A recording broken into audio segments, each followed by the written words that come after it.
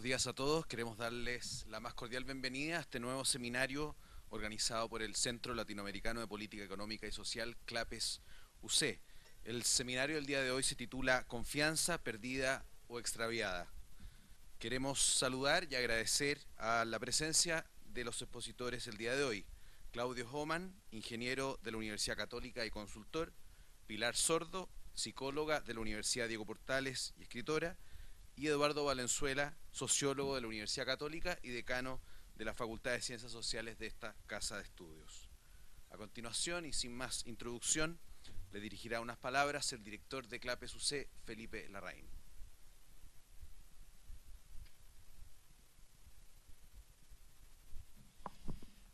Bueno, muy buenas tardes, bienvenidos a todos. Yo quiero agradecer especialmente la presencia de nuestros panelistas, Pilar, Claudio y Eduardo, que saben de este tema muchísimo más que yo, así que yo voy a decir unas breves palabras, pero tal vez algunas reflexiones sobre el tema de la confianza hoy día.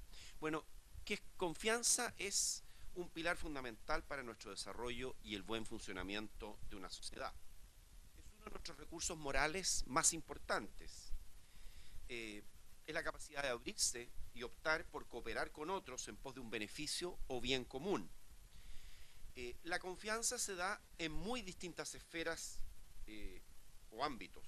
Se da entre ciudadanos y políticos, entre trabajadores y emprendedores, y empleadores, entre empresarios y consumidores, entre profesores y alumnos, entre personal de salud y pacientes, entre autoridades y ciudadanos. Cuando hay confianza en estas distintas esferas, ello lleva a una convivencia más sana, productiva y armoniosa, que redunda a su vez en una sociedad que funciona mejor, también desde el punto de vista político y económico. Por ello, en una sociedad donde hay confianza, es mucho más fácil que las personas puedan desarrollar sus proyectos de vida con optimismo y posibilidades razonables de éxito. Si lo anterior se da además en un marco de desarrollo institucional y político donde los ciudadanos líderes y agentes económicos confían en la Constitución,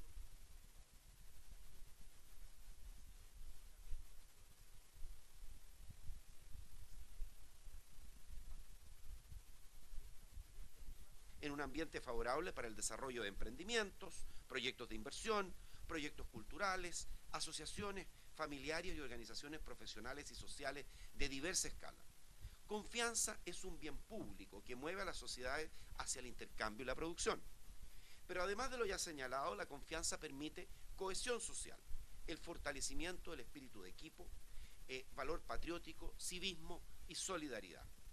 También influyen en la confianza la cooperación basada en acuerdos nacidos del diálogo, de la reflexión y del respeto a las diferencias. Las personas que cooperan entre sí buscando el bien común aumentan con ello su propio bienestar y el del país. En democracia, la confianza es esencial. No puede haber democracia sin confianza, no puede haber confianza donde hay corrupción, falta de transparencia, mentira y demagogia. A su vez, surge la desconfianza cuando se engaña a la opinión pública. También mina la confianza de un país la falta de oportunidades de empleo, los cambios en las reglas del juego, las reformas mal hechas. Según el Reporte Mundial de Felicidad 2015, Chile está en el puesto 27, subiendo un lugar en la lista de más de 150 países.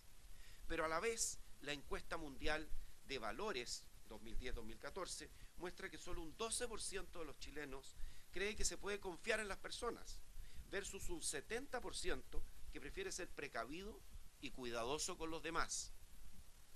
Además, la misma encuesta indica que nuestro país está dentro del 30% de los países con menor confianza social del mundo, siendo el quinto más desconfiado en Latinoamérica y el más desconfiado de la Organización para la Cooperación y Desarrollo Económico, con la cual siempre nos gusta compararnos, con la OCDE. Somos el quinto más desconfiado de la OCDE. Somos el quinto en Latinoamérica y el más desconfiado de la OCDE. Las cifras mencionadas parecen hacer sentido en el momento que Chile atraviesa una de las crisis políticas más severas de su historia reciente, donde las instituciones en general han sufrido un golpe en su credibilidad. Asimismo, nuestra sociedad se hace cada vez más diversa y heterogénea y cada uno de sus actores quiere exigir lo que considera sus derechos. Hasta en el fútbol existe hoy una ola de desconfianza. Termino con una reflexión respecto a las políticas públicas. La confianza es clave para el éxito de las políticas económicas y sociales. Cuando hay confianza, el mero anuncio de una buena política pública genera resultados inmediatamente. Cuando no hay confianza, ver para creer, hay que esperar más. Las malas políticas generan efectos apenas se anuncian. Si encima, como ha ocurrido recientemente, la concreción práctica de estas políticas es deficiente, daña la base de la confianza. Por eso, desde el mundo de las políticas públicas, las buenas políticas generan un círculo virtuoso que se nutre de la confianza. Hoy tenemos aquí en Clapes, me da mucho gusto poder estar en un seminario en el cual tenemos expertos reconocidos en este tema, que desde distintas vertientes, desde sus propias disciplinas, nos van a hacer reflexionar más respecto de la confianza. Muchas gracias.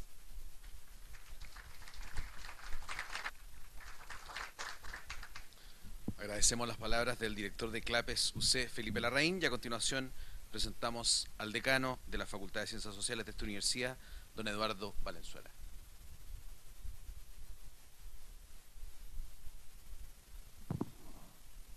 Muchas gracias. Voy a hacer una muy breve presentación de algunas reflexiones, algunos datos fundamentales sobre el problema de la confianza, que es un problema extremadamente importante, en particular en la sociedad en la que vivimos en Chile.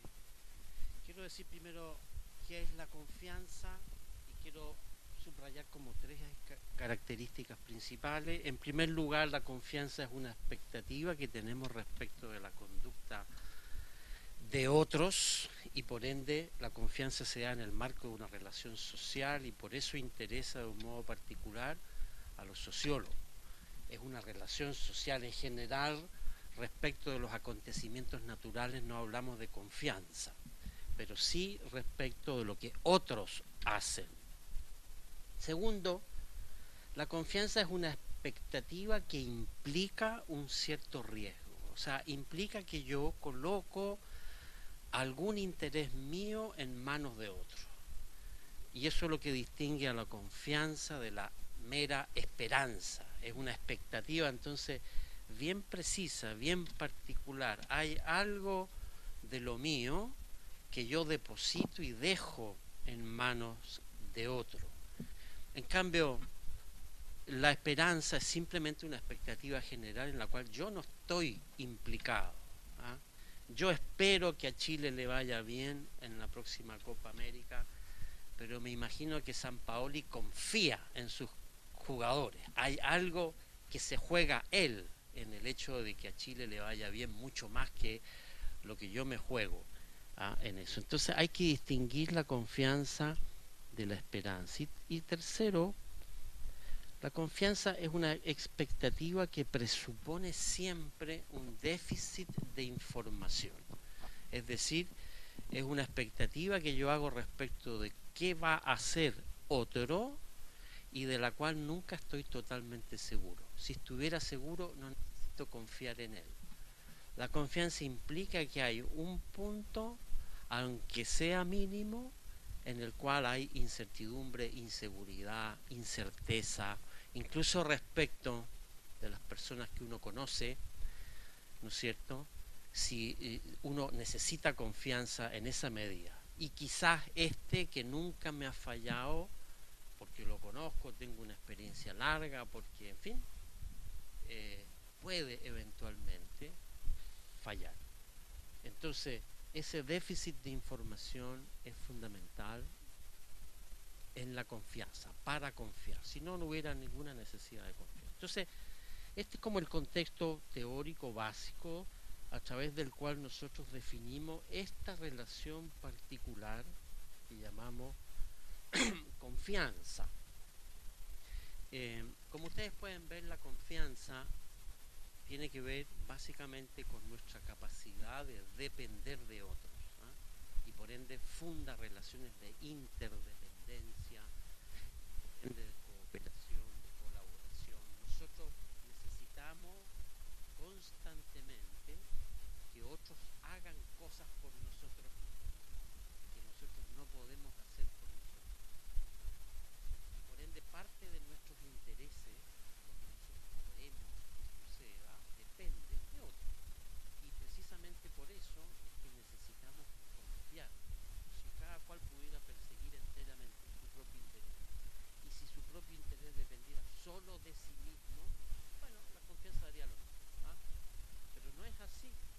En la vida social, una parte relevante de nuestros intereses depende de lo que hagan otros, y por ende la confianza se vuelve crucial. Las dos distinciones básicas en materia de confianza son las siguientes. La primera es la diferencia entre confianza próxima, que los gringos llaman confianza gruesa, y confianza generalizada. Esto a nivel de la confianza en otros, en personas, ¿eh? A nivel de confianza personal. La confianza próxima es la que proviene de la familiaridad, del desempeño conocido y de la experiencia previa que tenemos de otros. En general, la confianza depende, a pesar de que supone un déficit de información, depende de la información que tengamos de otros. Y es por eso que mientras más próximo esté el otro de nosotros mismos, más confiamos. Eso es ley total. Y entonces hay más confianza próxima que confianza generalizada. La confianza generalizada, que es la que realmente importa. La primera importa, pero la segunda es sobre todo importante, es la que está basada en un desempeño probable que debe constituirse al margen de un conocimiento personal, que es, diríamos nosotros, la confianza en extraños, en personas que no conocemos totalmente, en personas de las que no tenemos toda la información disponible. Esa confianza generalizada es la confianza que realmente importa en sociedades complejas, donde no solo tenemos que relacionarnos con familiares, sino también con personas que no conocemos. En el extremo es la confianza ciega, ¿ah? Es un extremo total en general. La confianza depende de un mínimo de información, aunque sea un mínimo de información que tenemos del otro. La confianza ciega es como un punto límite en el cual confiamos en el otro sin tener ninguna información relevante acerca de él. Pero bueno, entonces retengamos esta distinción básica. Confiamos en los próximos, nos cuesta más confiar en los que no conocemos, en los extraños, pero justamente esa segunda confianza es la más relevante, la más importante en una sociedad. Estos son datos chilenos que distinguen confianza próxima. Ustedes ven claramente la capacidad de confiar en la familia es muy alta, en familiares, en lo conocido, pero se va perdiendo a medida que ese conocimiento se diluye. Ya la confianza en los amigos, estos son datos chilenos, ¿eh? Gracias. Te pasa. Ya la confianza en los amigos se resiente, solo 58%. Hay ahí todavía un 22% de chilenos, 1 de cada 5, que no confía ni en sus propios amigos. La confianza en conocidos, personas que uno conoce, de la que no es necesariamente amigo, disminuye todavía a 42%, con un buen tercio, ¿no es cierto?, que ya pierde casi completamente la confianza en personas que no son ni familiares ni amigos. Luego la confianza en vecinos, muy baja en este país, 22%, apenas 1 de cada 5 chilenos tiene confianza en la persona con la que vive al lado, para perderse casi completamente en personas de otra nacionalidad o en personas a las cuales uno conoce por primera vez, que es propiamente un extraño, un extranjero o un extraño. Esta estructura de la confianza es característica en todas partes del mundo. Se confía más en los familiares que en los extraños, pero esta pendiente es típicamente chilena o de sociedades parecidas a la nuestra, que confían en sus propios familiares, ya algo menos en los amigos y prácticamente nada en personas que no se conocen. Confianza generalizada, cero. Se va a pique. ¿Ah? Y eso hace que nuestras relaciones sociales sean particularmente ásperas y duras, ¿no es cierto?, una vez que salimos de la casa, una vez que salimos del círculo de lo conocido, de lo familiar, puesto que no confiamos en las personas que no conocemos íntimamente. Entonces le llamo la atención sobre este dato, que es también el dato que se recoge habitualmente con esa pregunta que citó Felipe recién de la encuesta mundial de valores. ¿Se puede confiar en la mayor parte de las personas? O sea, en general, ¿no es cierto? ¿O hay que tener cuidado con ella? ¿No es cierto? La posición de Chile es muy desventajada, esto es confianza generalizada, ¿no es cierto?, en torno a Turquía y México como países de OECD de bajísima confianza. Ustedes ven que la confianza tiene que ver con el desarrollo de los países, ¿no es cierto?, y los datos están agrupados más o menos en una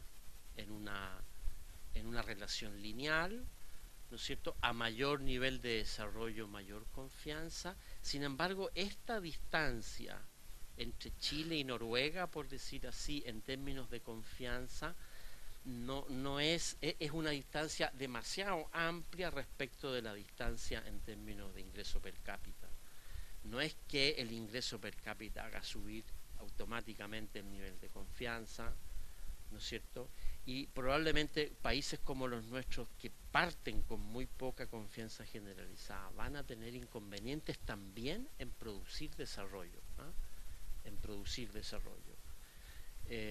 España es un país, ¿no es cierto?, de baja confianza dado su nivel de desarrollo. Japón está en la línea. Estados Unidos aquí aparece como un país de menor confianza dado su nivel de desarrollo. Y en fin, ¿ah? Les llamo la atención entonces, como ya lo ha dicho Felipe, sobre la posición particularmente desventajada de nuestro país en esta materia. Implicancias de no confiar en los demás. Pasa esto. ¿Ah? Si uno le pregunta, como hemos hecho nosotros, ¿cuántos amigos cercanos tiene un chileno? ¿Cuántos amigos cercanos tiene usted? Y independientemente de lo que él entienda por un amigo cercano, el promedio de Chile es 3.4. En cambio, el promedio norteamericano es 6.7. Es decir, un norteamericano dice y reconoce casi 7 amigos cercanos en relación a los chilenos. Entonces, un déficit de amistad. Empezamos a salir de la casa, del círculo de los familiares, y la cosa ya no es tan... La estructura de sociabilidad se resiente, se debilita. ¿Ah? En Chile hay un tercio, un 30% de chilenos, especialmente mujeres pobres, que declaran no tener ningún amigo cercano o amiga cercana.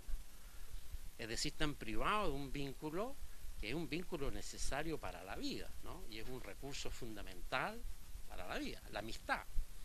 ¿No es cierto? Entonces, este es el tipo de cosa que sucede en países con baja confianza. Número de vecinos que usted conoce por su nombre.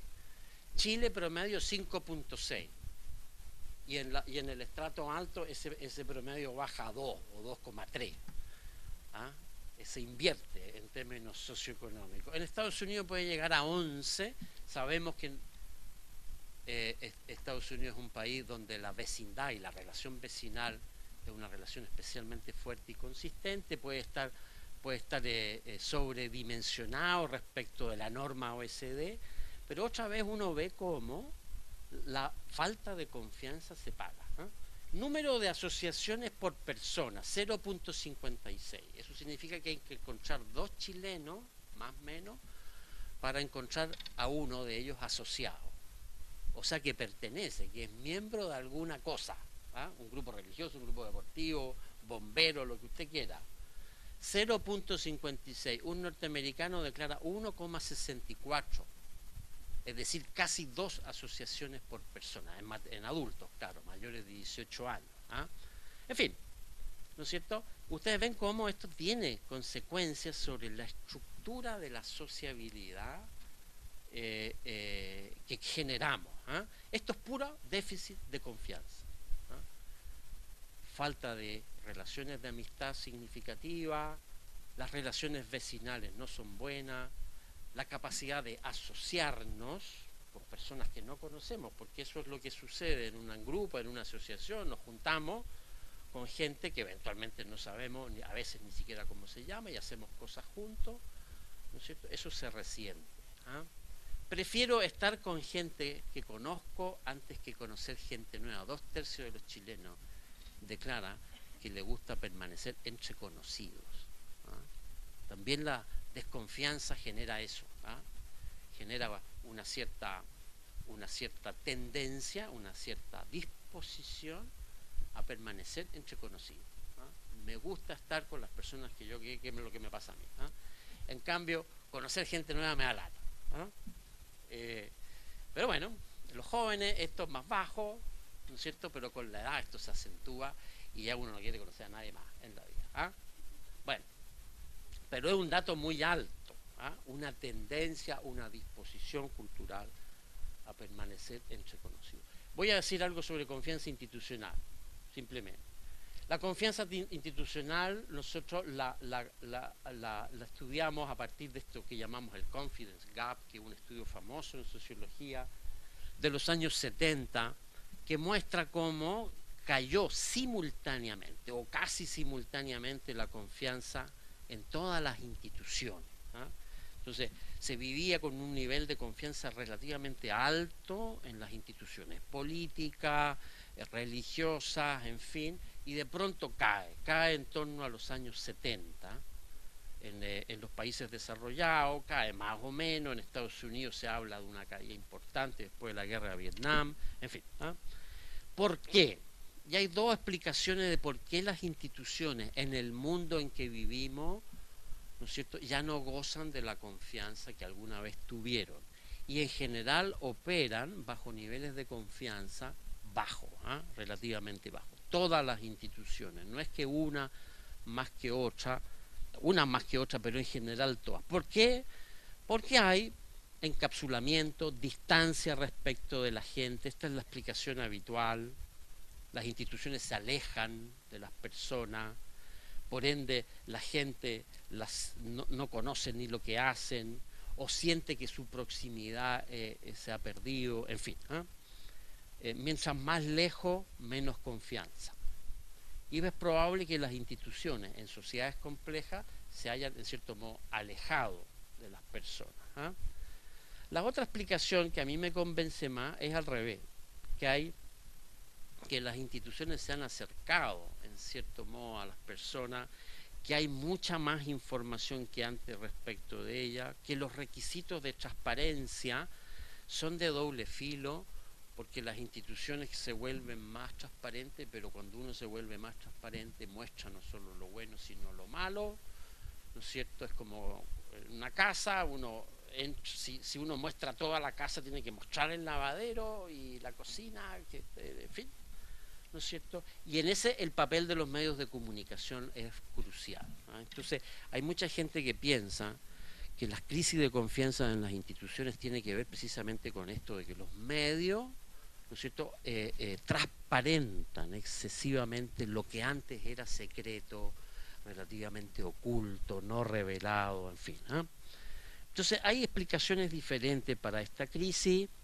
Esta es la posición chilena en materia institucional respecto de los promedios OECD, sin incluir México y Turquía, que en general se alinean más al promedio chileno que al promedio general de la OECD. La confianza en partidos políticos es mala en todas partes, ¿no es cierto? La confianza en el Parlamento es más mala en Chile que en general en los países de la OECD, en particular los países europeos, y tenemos por ende problemas de confianza en nuestro Parlamento. En tribunales de justicia ha sido siempre muy mala en relación a los países OECD. Este es un dato muy preocupante, muy persistente, nosotros lo hemos detectado hace 20 años. La confianza que tenemos los chilenos en nuestra judicatura ha sido siempre muy mala. Fuerzas Armadas y policías, en cambio, mejoran la confianza y ahí nos alineamos más o menos a promedios OECD. Este es el caso de una caída catastrófica de la confianza que todos conocemos y muy lamentable para nosotros que somos católicos, el de la Iglesia chilena, que mantuvo un perfil de confianza inusualmente alto durante todos los 90, ¿no es cierto? E incluso un nivel de confianza muy por encima del que gozan las iglesias en países desarrollados y se desploma, ¿no es cierto?, en torno a mediados de los 90. Esto muestra, son casos que muestran el caso catastrófico del padre Tato, ¿no?, cuando aparecen los abusos eclesiásticos en la iglesia chilena. Esta remontada coincide con la muerte de Juan Pablo II y la canonización de Alberto Hurtado, ¿no es cierto? Ustedes ven que la confianza es a veces un poquito responde, ¿no es cierto?, a cuestiones de coyuntura, después vuelve a bajar y se desploma. Este dato no está con Caradima, ¿eh? Este es el caso de una institución, ¿no es cierto?, que sufre una crisis tremenda de confianza. La crisis de confianza de la Iglesia, como de casi todas las instituciones, no proviene tanto ni siempre de la existencia de abuso y de episodios de, como en este caso, de abuso eclesiástico, sino en la respuesta que la institución da a esos casos. Y lo que realmente desacreditó a la Iglesia no es tanto que haya sacerdotes que hayan abusado, sino de que haya una institución que no fue capaz de reaccionar adecuadamente a casos como esos, ¿no? Si la FIFA no saca a Blatter, está perdida, no tiene ni una chance de recuperar confianza en ningún sentido, al contrario, la va a arruinar, ¿eh? Hay posibilidades de recuperar la confianza. Esta es la confianza en la Carabinero, encuesta mundial de valores, ¿eh?, los datos chilenos, ¿no es cierto? Sí, las instituciones pueden mejorar su confianza, no es ineluctable que bajen, ¿no es cierto? Este es el único caso que nosotros conocemos en Chile donde hay una institución que mejora su confianza desde un punto interesante, ¿eh? Ya 51, el año 96, en 15 años lo lleva a 65, en fin. Es, como ustedes saben, la institución que goza de mayor confianza en este país si excluimos la radio. Ya. La confianza institucional no es tan mala como uno cree por un efecto que nosotros llamamos paradoja Feno. La paradoja Feno es una paradoja que formuló un cientista político de apellido Feno, Richard Feno, hace mucho tiempo, que decía: ¿por qué diablo, si el Congreso norteamericano está tan mal evaluado y la gente tiene tan baja, igual como vemos acá, percepción del Parlamento, ¿ah?, este dato, ¿por qué el Parlamento es reelegido, ¿no es cierto?, continuamente? Los cientistas políticos han dicho siempre por las ventajas de la incumbencia. Es tal la ventaja de la persona que tiene el cargo respecto del que se lo disputa, que el Parlamento termina siendo reelegido a pesar de su descrédito, de su falta de credibilidad. Pero Feno descubrió otro efecto que es interesante, y es que la gente desacreditaba al Parlamento como institución, pero no necesariamente al parlamentario por el que había votado o al parlamentario que representaba a su distrito. Y entonces, si uno suma la confianza que generan los parlamentarios como individuos, como persona específica, esa sumatoria da harto más que la confianza del Parlamento como institución. Eso se llama el efecto Feno, ¿eh? Y todas las instituciones tienen poca confianza general, pero tienen mayor confianza específica. Yo les voy a mostrar el efecto Feno con datos chilenos. Usted tiene confianza en el Parlamento, son datos bicentenarios de la encuesta que hacemos en esta universidad, ¿no es cierto? Ninguna. 4%. Confianza en el Parlamento, ya por lo menos entre la gente que ha votado en una elección pésima también, 5%. Pero confianza en el diputado por quien votó, 86%. Es distinto, aumenta.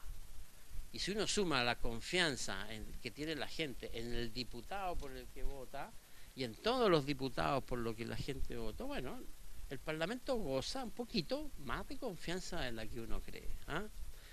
Este efecto feno, ustedes lo pueden ver en todas las instituciones. Nosotros lo medimos, por ejemplo, en las empresas. Usted confía en las empresas privadas, 16%.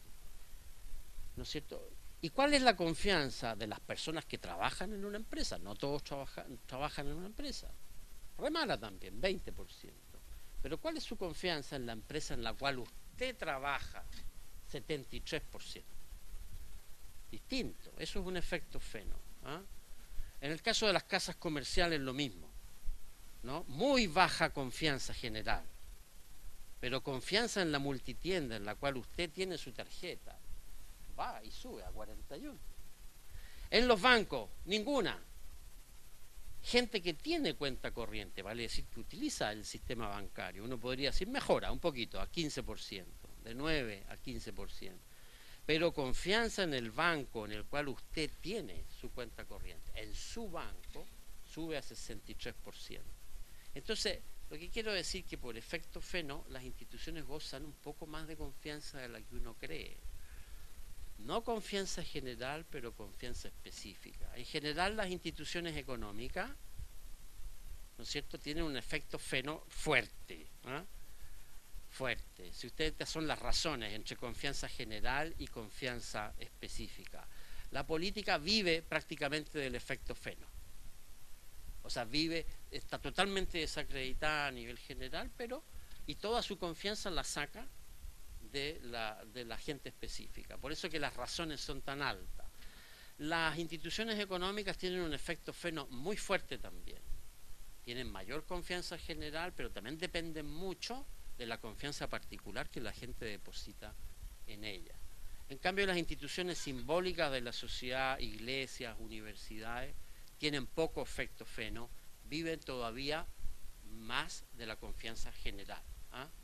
Entonces, con esto quiero decir, y con esto termino, de que hay un poquito más de confianza de lo que solemos creer, incluso en las instituciones, si las apreciamos por el efecto feno. La confianza es menos un problema cuando existen mecanismos de verificación o de resguardo. Por ejemplo, una garantía, en el caso de los vendedores de autos. Y por eso que las instituciones económicas necesitan un poco menos de confianza que cualquier otra institución, porque están muy reguladas y cualquier problema puede estar respaldado legalmente. Pero ¿qué garantía hay de que exista la vida eterna? Eso no está garantizado por nadie, y si no existe, nadie me va a asegurar contra ese riesgo. Por eso que en las instituciones religiosas la credibilidad en las personas que creen es fundamental, ¿no es cierto? Y viven y necesitan mucho más de la confianza que las instituciones económicas. Una iglesia puede colapsar cuando falta confianza en los sacerdotes, que son los que realmente creen en la vida eterna, ¿no? Pero un mercado automóvil da lo mismo, y de hecho operan con bajísimos niveles de confianza. Muchas instituciones económicas. En la política la situación es un poco intermedia. Intermedia. Los políticos pasa con ello, y con esto termino esta reflexión, se desinteresan mucho de la confianza general. No les importa el descrédito de la política y no hacen nada por ganarla, porque ellos saben que viven y que el fundamento de su confianza es más bien la confianza que hay en sus propias personas, en su propio desempeño personal, más que en el desempeño de la institución en general. Entonces también con esto quiero terminar y decir que la confianza es más importante en algunas instituciones que en otras instituciones, y no siempre es igualmente importante. Ya, muchas gracias.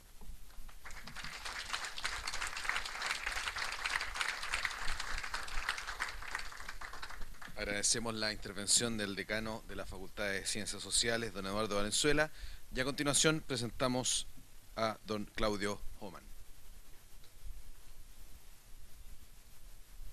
Bien, muchas gracias por la invitación. Yo fui presentado como ingeniero civil de la Católica y por lo tanto no es extraño que me vaya a referir a la confianza, por ejemplo, desde el punto de vista de las empresas, que me parece es un aspecto bastante significativo, y le he denominado a esta presentación el negocio de la confianza, y van a entender, porque es medio políticamente correcto hablar de un negocio de la confianza, pero van a entender por qué hablo así. Bueno, este es el Economist en el 2005, hace 10 años, hablando que el activo más valioso en la economía capitalista no es el dinero, ni los terrenos, los edificios, los computadores y todo esto, todos estos bienes materiales o activos materiales, sino la confianza. Y esto es admitido por mucha gente. En el mundo corporativo, crecientemente nadie va a negar que esto es así. Las consecuencias de esto no siempre son, por así decirlo, ejecutadas o aceptadas del todo, y vamos a ver por qué. Entonces, generar altos niveles de credibilidad, confianza hacia la empresa pasa a ser un objetivo corporativo.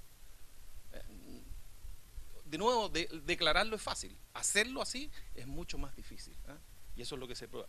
Estos valores se convierten entonces para la empresa en admiración, piensen ustedes en Steve Jobs, en Apple, prestigio, preferencia, confianza, y finalmente un negocio boyante, y a eso se le llama reputación corporativa. Este es el activo al que se refiere esa portada inicial del Economist. Esta reputación corporativa, entonces, consecuente con que este es un activo principal para las empresas, es core business, o sea, es el negocio, es uno de los negocios. Por eso hablo del negocio de la confianza. No es algo como marginal, sino que la licencia para operar, la regulación favorable hacia la empresa, depende de cuánta reputación, legitimidad tenga hoy día la empresa, además del manejo de crisis, la atracción de talento. Uno puede asegurar que el crecimiento, sobre todo el crecimiento a largo plazo de una empresa, está en juego en cuanto tenga más o menos reputación, más o menos legitimidad. Debe ser parte del ADN de la empresa. Ustedes saben que el ADN o el genoma es la información que llevamos todos en nuestras células y que termina expresando nuestras funciones. Y cuando tenemos alguna mutación genética, nos falta alguna pieza, tenemos algún problema de salud incluso. Bueno, acá es lo mismo. La empresa no nace con el gen de la creación de confianza, nacen unos emprendedores generando un negocio, generando primero liquidez y luego rentabilidad. El gen de la confianza no está puesto naturalmente, y hay que ponerlo, hay que adicionarlo en el código de una empresa. Y algunas empresas terminan mucho tiempo después reconociendo que este es un activo importante.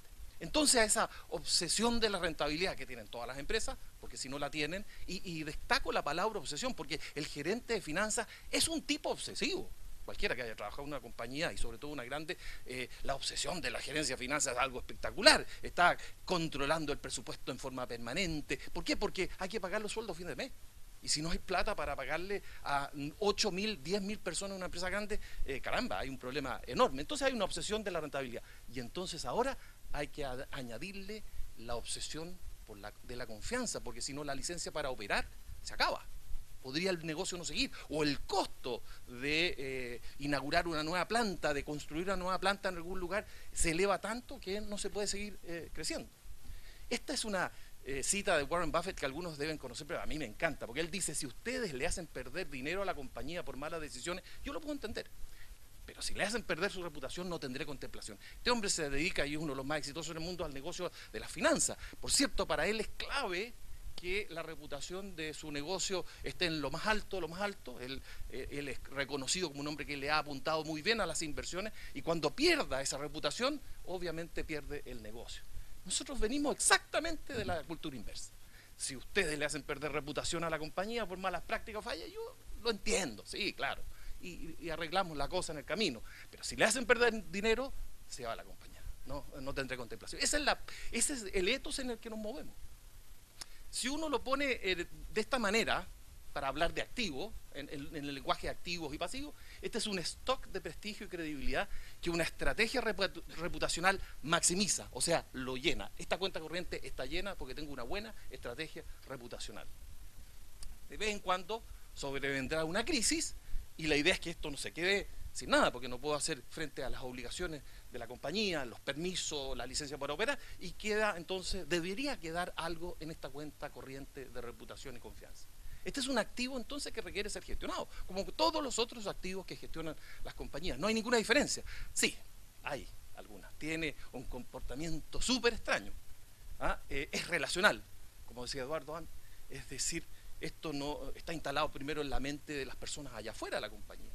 Y depende la confianza de otra persona, y hay una cuota de incertidumbre, de información, de percepciones a todo esto, que entonces lo hace muy difícil de entender para una compañía que administra sus activos de una manera cartesiana, por así decirlo, y se estudia en las escuelas de negocio. Acá todo falla, no genera caja además, no por lo menos en el corto plazo.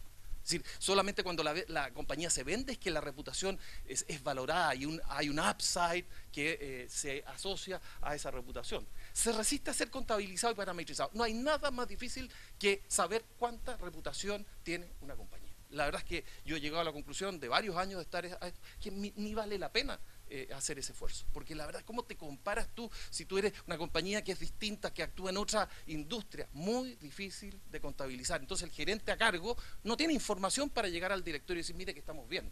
Además esto es afectado por percepciones muy volátiles. Lo que ayer era tolerado, hoy día no es tolerado, y aunque la compañía lo haga todo bien, algo que estaba haciendo por una percepción negativa afecta su reputación. Normalmente entonces es difícil que haya una gerencia a cargo. ¿Quién se hace cargo de una cosa que no tiene números, que es muy difícil de llevar al directorio? Y lo que no tiene indicadores, como bien se sabe, esta es una frase bien conocida, no se gestiona. Y por lo tanto, este activo que dijimos antes debe ser gestionado, y es uno de los más importantes según el Economist, en la economía moderna, resulta que en general tiende y hay una tendencia a no ser gestionado. Y por eso uno se explica muchos de los problemas que hay. Pero de que existe, bueno, ¿quién lo va a negar? Existe. Y cuando se pierde, cuando hay un efecto muy notable sobre la reputación de una compañía, se produce un terremoto, sobre todo corporativo, en la alta dirección. Aquí Michael Porter, muy conocido por quienes nos dedicamos a los temas de empresa y de estrategia, es un profesor de Harvard muy reconocido, dice, la legitimidad de los negocios ha caído a niveles que no se han visto en la historia moderna reciente. Y esa es la verdad en todos los países del mundo, y Chile no es la excepción. De hecho, en Chile podría uno hablar que está todavía más agudo el problema. Aquí hay un virus de la desconfianza que recorre el cuerpo social, sobre todo en relación a las empresas, a otras instituciones también, pero a las empresas. Aquí en Chile está el abuso. No en todos los países se habla del abuso. Aquí, abuso, empresa. También algo el Estado, pero la empresa es la primera que recibe esa calificación de abusadora.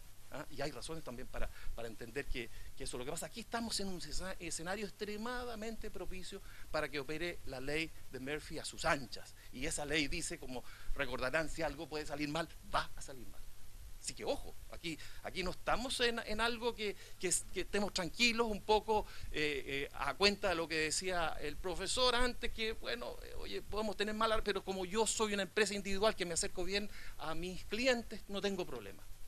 Aquí estamos en la batalla por la legitimidad. Esa es la verdad. Después de la crisis subprime en Estados Unidos, a todo esto que muchas de las empresas que salieron dañadas en su reputación han recuperado su reputación 8 años después de la crisis subprime. Pero la batalla de la legitimidad yo creo que es una batalla diaria que tienen que dar todos los negocios, todas las industrias.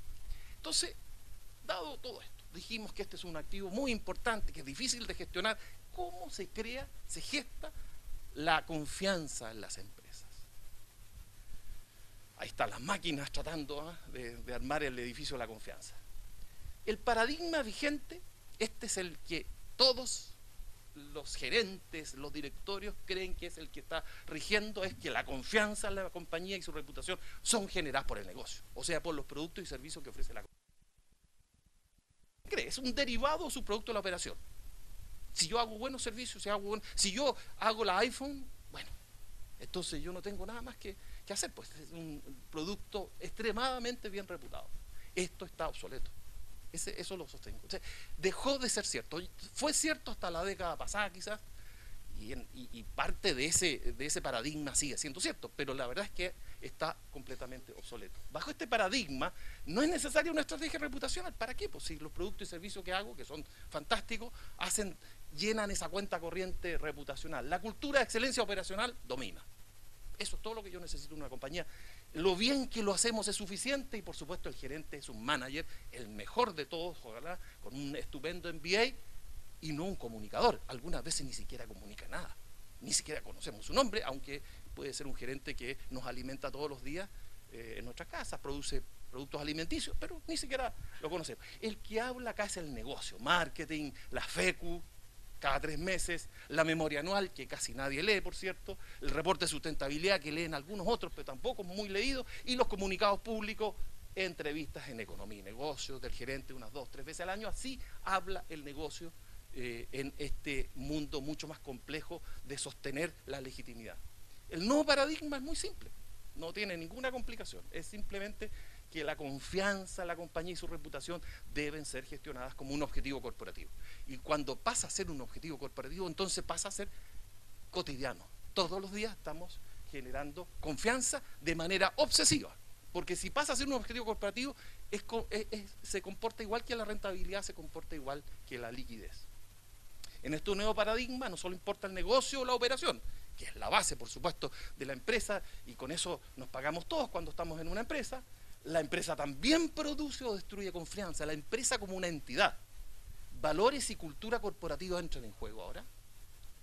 Y la ética e incumplimiento en relación a lo que la empresa dice y hace y las cosas que hace con sus proveedores, con sus trabajadores, pasan a ser importantes. Y entonces también emerge la necesidad de un relato o storytelling corporativo. Porque si no se conoce lo que yo hago, difícilmente la empresa como una entidad puede ser bien evaluada por los grupos de interés. Esta es una frase clásica del marketing. Yo creo que más de alguien la ha oído. La marca debe ocupar un lugar en la mente del cliente. Si la marca no ocupa un lugar en la mente del cliente, no existe. Entonces los marqueteros lo que hacen es también obsesivamente hacer que esa marca esté instalada en la mente. Usted dice un nombre, digo bebida, y estoy seguro que ya se les ocurrió cuál es la marca que está asociada a bebidas. Fantástico. Y digo auto, y algunas de las 3, 4 grandes marcas mundiales se nos ocurren. Esas son marcas ocupando un lugar preferente y normalmente positivo en la mente de los clientes. Bueno, en este negocio de la confianza, la empresa, no las marcas de los productos y servicios que produce, debe ocupar un lugar positivo preferente en la mente de los grupos de interés, de sus grupos de interés o stakeholders, como se llaman en inglés. Es decir, los productos están acá, en este lado, y hay una comunicación para atraer clientes, y ese es el marketing, y por este otro lado está la empresa, que requiere un storytelling para generar confianza en los grupos de interés. Cuando alguien usa las mismas tecnologías o estrategias de marketing para producir confianza en los stakeholders, se produce un error gigante, y por eso muchas empresas que alojan en el departamento de marketing, la gerencia de marketing, la confianza con los stakeholders, se produce un problema enorme. Bueno, no producen confianza en los stakeholders, por supuesto. Entonces, aquí estamos yendo más allá de los clientes y de la cadena de valor. Estamos hablando de grupos de interés, audiencias informadas, aquellos que saben lo que está pasando, personas influyentes, líderes, formadores y líderes de opinión. Esos tienen que tener una buena idea de lo que hace esta empresa, el sistema político, que es el que genera la regulación favorable o desfavorable hacia la compañía. O sea, estamos hablando de inversionistas, analistas, opinólogos, influyentes, pares del directorio, del gerente general, talentos, expertos, artistas incluso. ¿Qué más malo puede haber para una compañía que un actor famoso hable pésimo de tu compañía? Eso no lo quiere nadie. El negocio de la confianza no es un negocio business to consumer, así se conocen las empresas de consumo masivo, o business to business, las empresas que le venden a otras empresas, sino que es un negocio business to society o to stakeholder. O sea, este es un negocio que amplía mucho más el ámbito en que la compañía debe generar confianza en un mundo mucho más abierto. Entonces, a estos tipos les importa mucho más quién eres.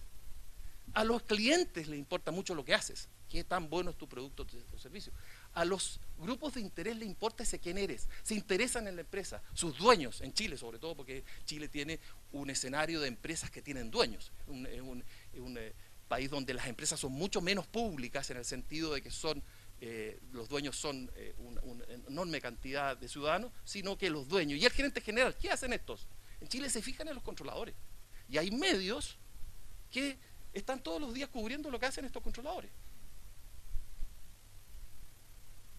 El negocio tiene rentabilidad.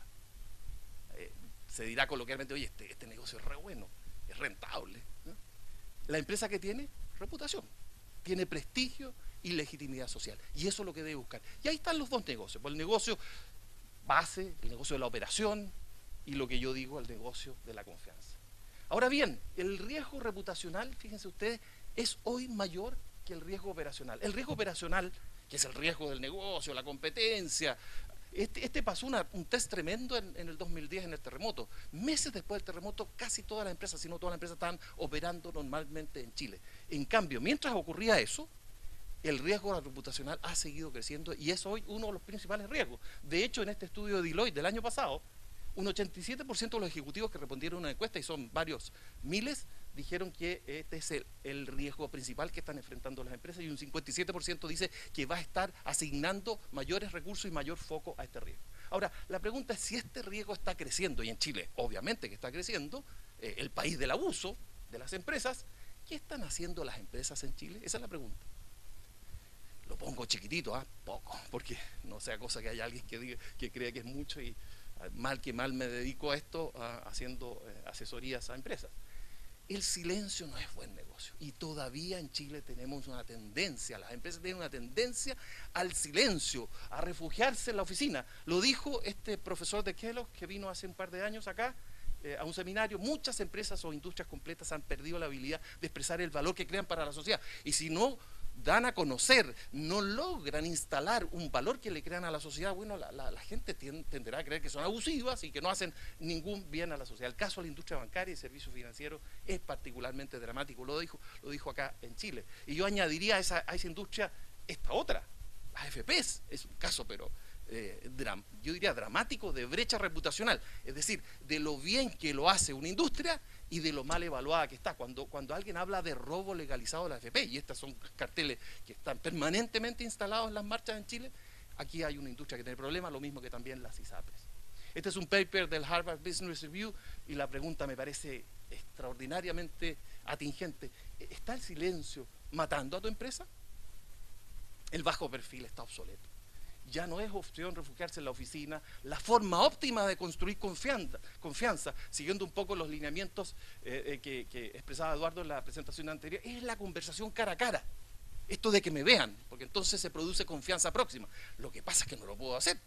Con una compañía que tiene miles de clientes o de stakeholders, no puede todos los días. Ahí tenemos a Marisa Mayer, la CEO de Yahoo.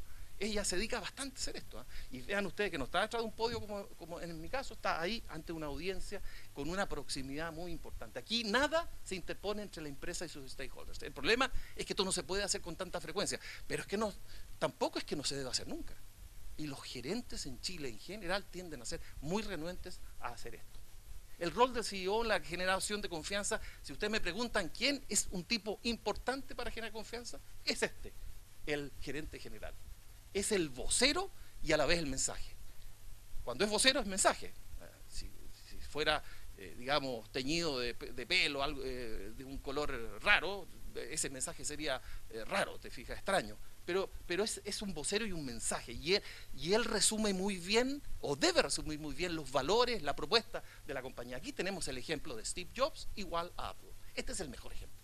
No hubo otro gerente general, además de fundador, que resumiera tanto a la empresa, casi identificándose con ella, casi haciéndola una con la otra.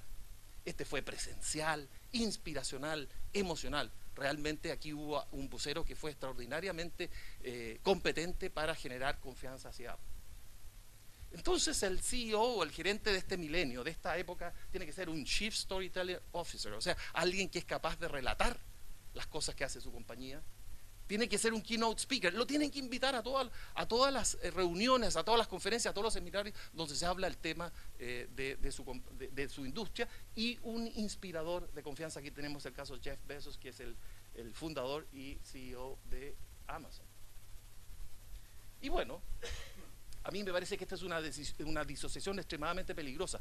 Cuando una compañía tiene buenos productos y servicios, en el paradigma que yo les decía, estamos listos, no hay problema, alta satisfacción con productos, grandes marcas gozando de muy buena salud. Ahí tienen en el último estudio de marcas en Chile, todas estas marcas gozan de estupenda salud, a niveles equivalentes a las marcas extranjeras o de otros países. Y sin embargo, acá abajo, el abuso de la empresa. Pésimo servicio al cliente o muy insatisfactorio, letra chica, colusión, como se conoce, trato malo al empleado, a los proveedores, a la comunidad. Entonces, esta disociación es extremadamente peligrosa y hay que hacer converger una cosa con la otra. La pregunta quemante para cualquier empresa es, ¿está mi empresa en el grupo de las que abusan en Chile? ¿O que se perciben que abusan en Chile? Porque si estoy en ese exclusivo club, debo salir de él muy rápidamente y la estrategia reputacional debe orientarse a eso. ¿Qué se puede hacer? Bueno, poner en marcha una estrategia reputacional de punta. Esto no es como algo que yo opino, oye, sí, hicimos una cuestión, tenemos un programa de RC chiquitito por ahí. No, esto es estrategia, esto es metodología, esto es como todas las cosas que hacen las compañías, se tiene que hacer bien, con excelencia reputacional. Y el producto de la estrategia debe ser, acá abajo está la realidad de la compañía y acá arriba están las percepciones que tiene la comunidad, los stakeholders de esa compañía. Entonces, si yo tengo una buena realidad, normalmente puede que esté ahí y la estrategia reputacional me debe llevar al cuadrante de arriba donde está bien percibida mi realidad por los stakeholders. A todo esto que una crisis lo que normalmente ocurre es que lleva al cuadrante de abajo, pero a la izquierda, donde hay una mala percepción de la compañía y se empeora también su realidad. El problema es que impulsar una estrategia reputacional requiere de alto dosis de liderazgo, porque cambian las cosas, porque resulta que emerge un nuevo poder dentro de la empresa, de la compañía, que es capaz incluso de tener un proyecto que no satisface los criterios de confianza. ¿Por qué cae entonces, creen ustedes, la confianza en las empresas, incluso aquella que le importa a la empresa en particular? Bueno, no están en el negocio de la confianza, eso es. Carecen de una cultura orientada a generar obsesivamente confianza. Y cuando menciono el caso de los AFP, es un caso dramático. Aquí no hay una cultura orientada a restaurar una confianza ya muy definitivamente perdida. La excelencia operacional hoy es mandatoria para todas las empresas y en todas las industrias. La competencia es enorme por los talentos. Bueno, la pregunta es, ¿y la excelencia reputacional? Créanme que cuando en una reunión el año pasado, 2014, alguien me preguntó en una compañía donde estábamos hablando de esto, ¿a qué te refieres con excelencia reputacional? O sea, como un concepto nuevo, algo que, ¿qué será eso? La excelencia, dice Marston, no es una habilidad, ni siquiera un know-how, es una actitud. Es como la actitud del gerente de finanzas, que es obsesivo: en esta empresa tenemos control de costos, en esta empresa tenemos control del presupuesto, en esta empresa estamos siempre generando rentabilidad. Y estoy terminando diciendo que el riesgo principal entonces es respecto de este activo que decíamos que es tan importante, que lo urgente no deje espacio para desarrollar una estrategia reputacional que es un nuevo know-how. Sí, es un know-how, pero finalmente es una actitud que toma tiempo dominar, y a eso yo le llamo el negocio de la confianza. Muchas gracias.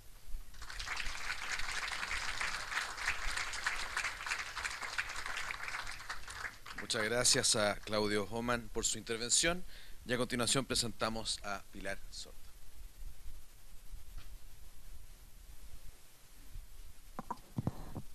Voy a sacar esto de acá. Yo justo estaba... Ay, no me saquen la última, porfa. ¿Se puede?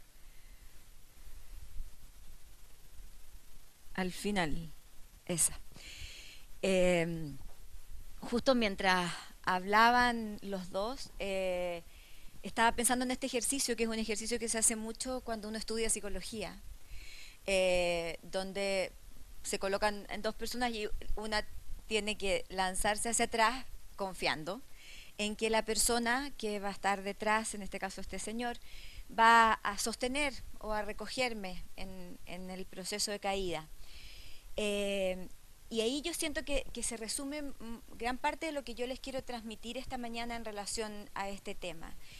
Yo tengo la sensación de que el problema que nosotros tenemos hoy día, y me voy a referir particularmente a Chile, porque podría referirme también a otros países de Hispanoamérica, que es donde yo me muevo, pero no tiene que ver con la confianza, tiene que ver con la bondad, tiene que ver con un país que asume que ser bueno es ser hueón, y que de alguna manera lo que se educa desde el centro de la familia es que mi hijo no sea una buena persona porque va a sufrir muchísimo.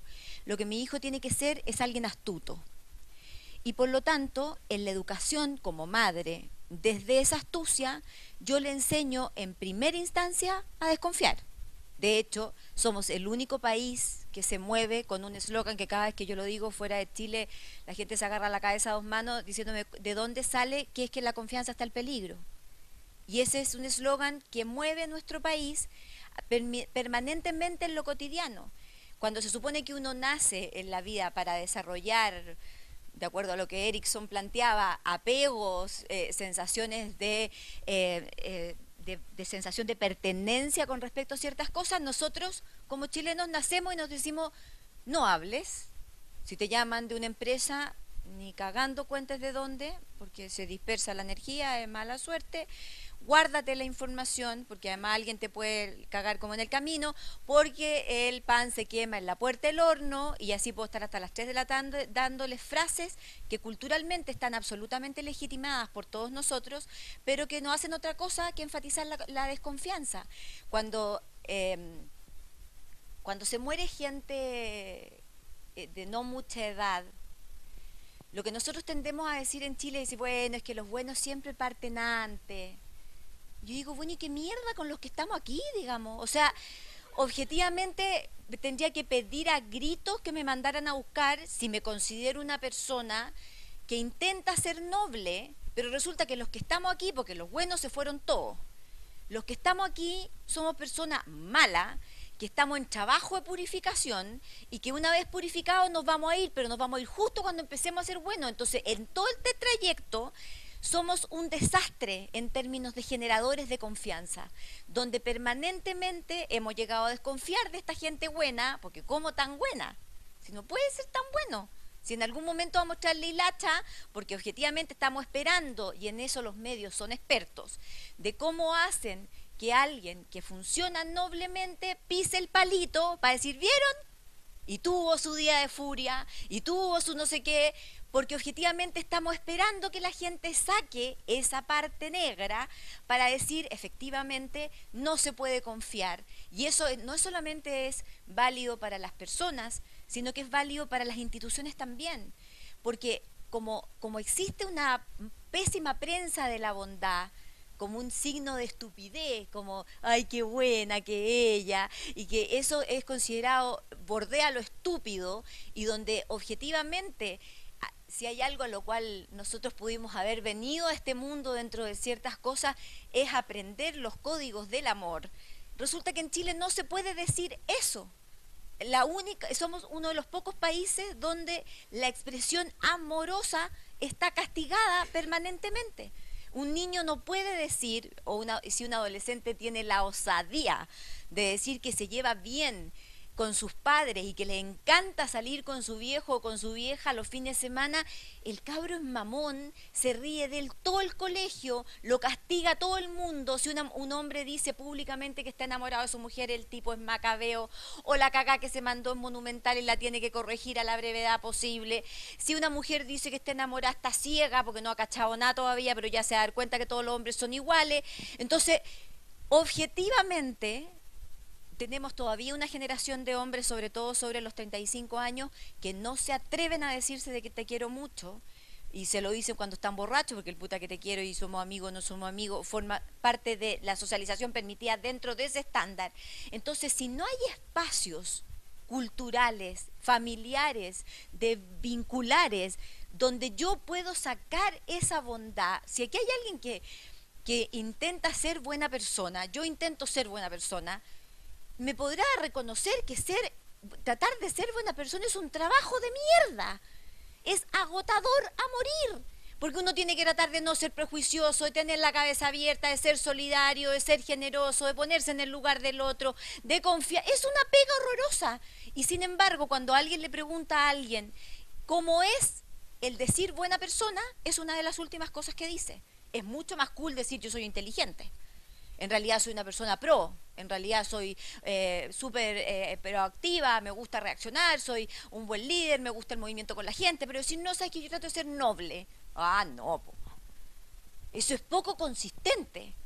Entonces, cuando una sociedad duda de que dentro de un ser humano hay aspectos nobles, brillantes, luminosos, y empieza a confiar mucho más en lo malo, porque eso es más fácil de creer que el espacio de nobleza, entonces claramente los espacios de desconfianza aumentan.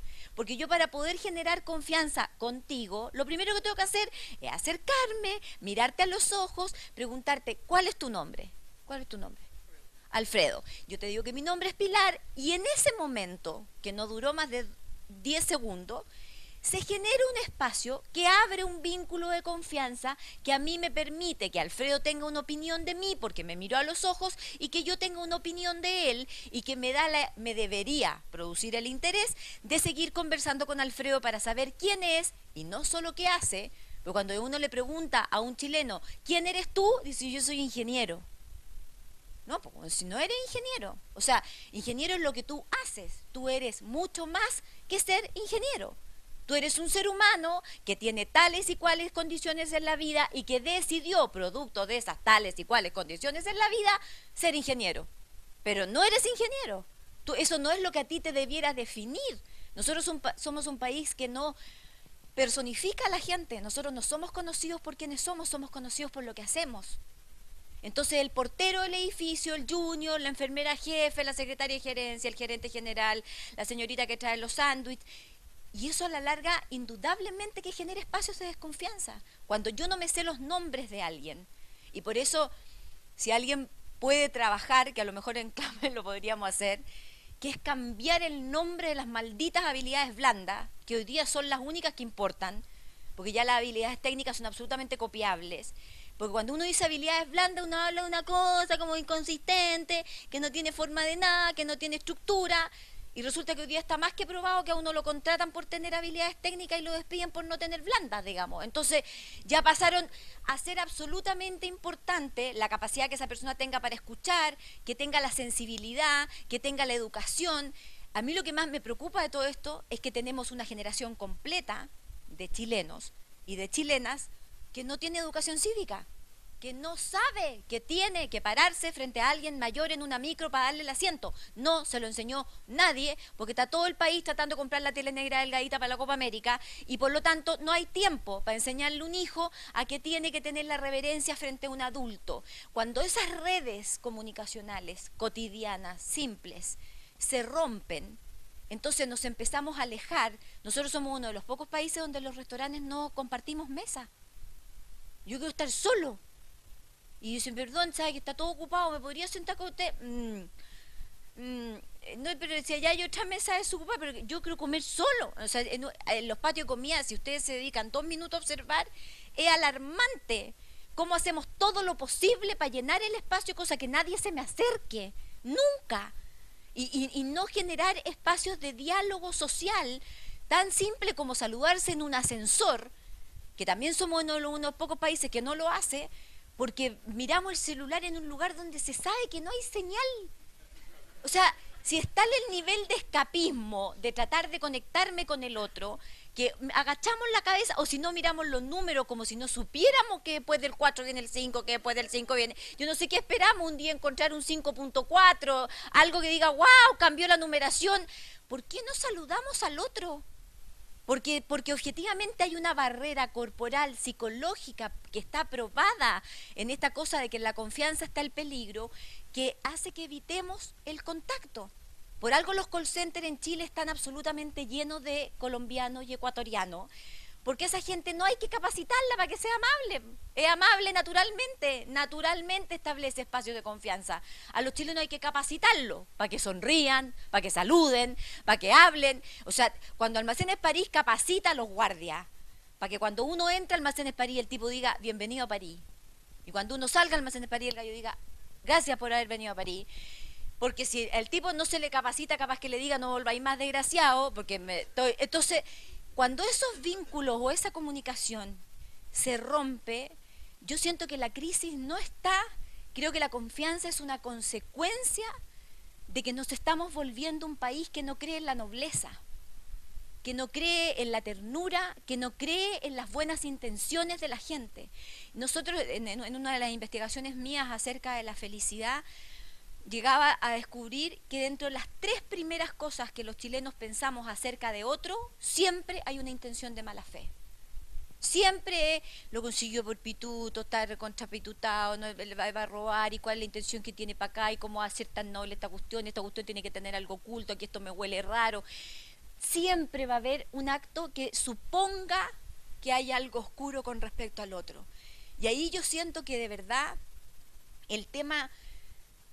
Suponiendo que mi tesis tiene algo ya lo podremos discutir, digamos, pero tiene algo de verdad, y suponiendo que el tema grave está con el tema del valor de la bondad, nos tiene que llevar al tema de la fe. Confiar es fe, es creer en el otro. Lo dijo la misma presidenta en el discurso del 21 de mayo. Lo último que ella dice es, lo invito a creer.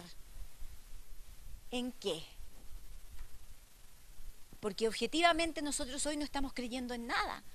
La crisis de la Iglesia es una crisis institucional, pero que deriva en una crisis de creencias, de al final decidir en qué termino creyendo, pero como valor espiritual. ¿Cuánta gente de verdad? Yo sé que existe toda una fuerza en Chile de volver a creer en los procesos espirituales, ya hay todo un tema con el yoga, ya hay todo un tema con la meditación, ya hay todo un tema con yo diría, más teorías budistas que católicas incluso, y que tienen toda una derivación, pero aquí hay una crisis de espiritualidad no religiosa, no estoy hablando de religiones, estoy hablando de espiritualidad, de trascendencia, de que lo que yo hago trasciende en otros, de que yo no le puedo hacer a otro lo que no quiero recibir para mí mismo, de que objetivamente lo que yo hago tengo o debo o quiero encontrarle un sentido. Cuando eso empieza a aparecer, entonces yo sí puedo confiar. Porque además es tanto la sensación de confianza, que es una cosa que yo personalmente siempre he dicho, que es que yo prefiero que me callen. Pero 1000 veces, antes de aprender a desconfiar y andar alerta por la vida, siempre mirando reojo por la espalda, a ver si alguien me va a mandar o no me va a mandar la puñalada. Yo duermo en paz. Y duermo en paz bajo la predicación de que entregué lo mejor de mí en el proceso. Si me cagaron de vuelta, es problema del que me cagó. El circuito de la vida es tan sabio que termina devolviendo lo que uno entregó de la misma forma. Pero esas creencias son espirituales, ya trascienden al nivel comunicacional, trascienden si esa confianza es próxima o generalizada, trascienden porque tienen que ver con la forma en que los chilenos estamos mirando la cotidianidad, con la forma en que miramos el día a día. Nosotros nos despertamos reclamando por despertar. Es como, puta, oh, desperté. Como que se nos olvida que la otra opción es estar muertos, digamos, no hay más opción. Y frente a este despertar, ¿qué hago yo para construir un mejor país? Para ser más amable, para sonreírle a la primera persona con la que me encuentro en la mañana, para hacer que las redes sociales sean más gratas, para no ser prepotente mientras conduzco un auto y no tocar la bocina. El acto de tocar la bocina es un acto de desconfianza per se, porque yo toco la bocina solamente con la presunción de suponer que el de adelante no avanza porque me quiere cagar la mañana. El de adelante no avanza porque no puede, tiene las mismas ganas de llegar que va que yo, pero siempre asumiendo la mala intención, siempre asumiendo de que además yo, porque nosotros somos expertos en todos los chilenos, yo le voy a enseñar a este hueón cómo se maneja. A mí la vida me impuso el destino hoy día que yo le enseño, entonces yo lo adelanto, yo lo garabateo, yo le hago las señas, y esa energía circula por las calles de nuestro país todo el día, que es una energía rabiosa, que sale desde lo peor de nosotros en vez de salir desde lo mejor. Colombia, que a nivel psicológico tiene muchísimas cosas buenas, dentro de la investigación de la felicidad que yo hice en América Latina, ellos salieron en primer lugar. Y cuando uno le pregunta a los colombianos por qué salen en primer lugar, ellos dicen algo que es muy sutil, pero que a nosotros nos debiera golpear muy fuerte. Ellos dicen que son un país con conciencia de muerte. Y un país que aprendió a tener conciencia de muerte aprendió a disfrutar de la vida. Por lo tanto, si yo a un colombiano, cosa que hice en la investigación, le coloco una cumbia en la mitad de la calle, mientras va casi camino a ver a Santo, el colombiano y va a llegar a donde Santos a decirle, sabe que la Pilar Sorda me colocó una cumbia, yo no puedo evitar llegar, entonces llegué 5 minutos atrasado porque es lo que se demoró la cumbia, digamos. Pero yo no me voy a perder de bailar la cumbia porque entre la FARC, Pablo Escobar y todo lo demás aprendieron que era muy posible no volver por la noche a la casa.